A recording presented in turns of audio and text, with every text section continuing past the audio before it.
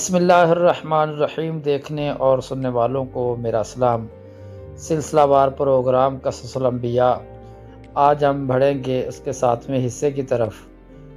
آج ہم بیان کریں گے انسانیت کے زخم، نبی کی تربیت اور سماج کی پہلی سمت۔ یہ ہے قصص الانبیاء اور آپ دیکھ رہے ہیں سچ کی آواز۔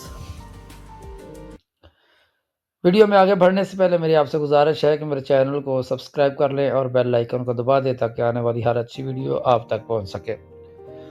حابیل کے قتل کے بعد زمین پر صرف ایک جان نہیں گری تھی، بلکہ انسانیت کے دل پر پہلا گہرا زخم لگا تھا۔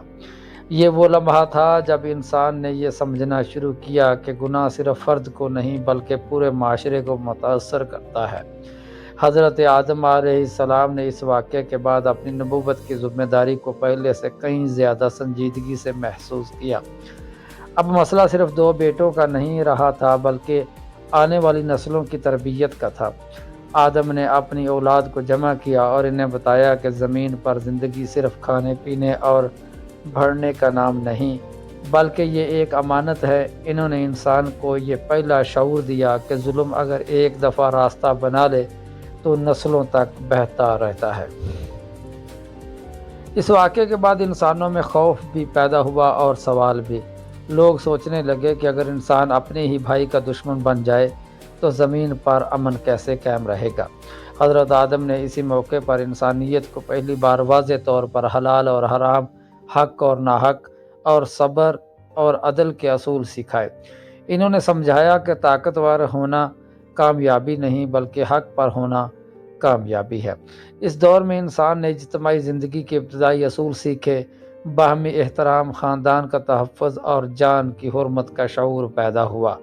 اللہ تعالیٰ کی طرف سے یہ پیغام واضح کر دیا گیا کہ انسان کو زمین پر اکیلا نہیں چھوڑا جائے گا بلکہ ہدایت کا سلسلہ جاری رہے گا۔ یہ واقعہ دراصل آنے والے انبیاء کے مشن کی بنیاد تھا، کیونکہ اگر انسان خود بخود درست رہتا تو نبوت کی ضرورت نہ ہوتی۔ حضرت آدم نے اپنی اولاد کو یہ بھی سکھایا کہ غلطی کا راستہ ایک قدم سے شروع ہوتا ہے مگر انجام بہت دور تک چلا جاتا ہے۔ یہی وجہ ہے کہ انہوں نے آنے والی نسلوں کو دل کی اصلاح پر زور دیا۔ اس قسط کا اصل پیغام یہ ہے کہ انسانیت کا پہلا خون اس لیے بہا تاکہ آنے والی انسانیت جان سکے کہ اگر حدود ٹوٹ جائیں تو زمین فساد سے بھر سکتی ہے۔ مگر اس کے ساتھ اللہ کی رحمت نے یہ دروازہ بھی کھولا رکھا ہے کہ نبی موجود ہے، ہدایت موجود ہے اور سنبھلنے کا وقت ابھی باقی ہے۔ یہ وہ مرحلہ تھا جہاں انسان نے صرف جینا نہیں بلکہ صحیح طریقے سے جینا سیکھنا شروع کیا۔ اگلی قسط میں ہم اس شخصیت سے واقف ہوں گے جسے اللہ نے اس سانحے کے بعد انسانیت کے لیے امید اور تسلسل کی علامت بنایا۔ وہ نبی جن کے ذریعے ہدایت کا سفر آگے بڑھا۔